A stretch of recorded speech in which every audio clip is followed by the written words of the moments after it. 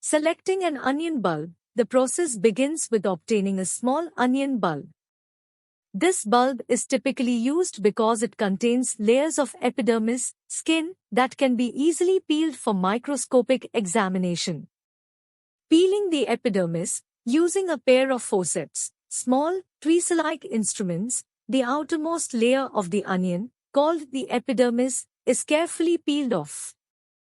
The epidermis is peeled from the concave side or inner layer of the onion because it's easier to work with and provides a flat surface for observation.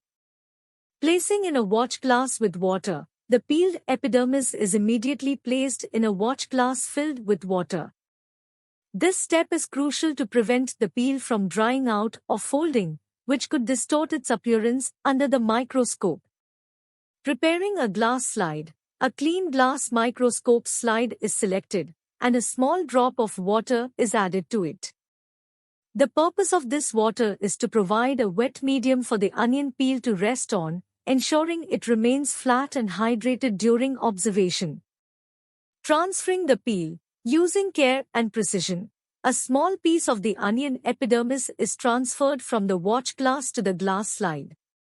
It's essential to ensure that the peel lies flat on the slide surface. Adding safranin solution. A drop of safranin solution is applied to the onion peel on the glass slide. Safranin is a red dye used in microscopy to stain cell components, making them more visible under the microscope. Placing a cover slip. A cover slip, a thin piece of glass, is gently placed over the safranin-stained onion peel.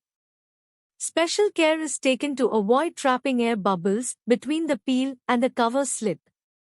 A mounting needle may be used to help with this delicate task.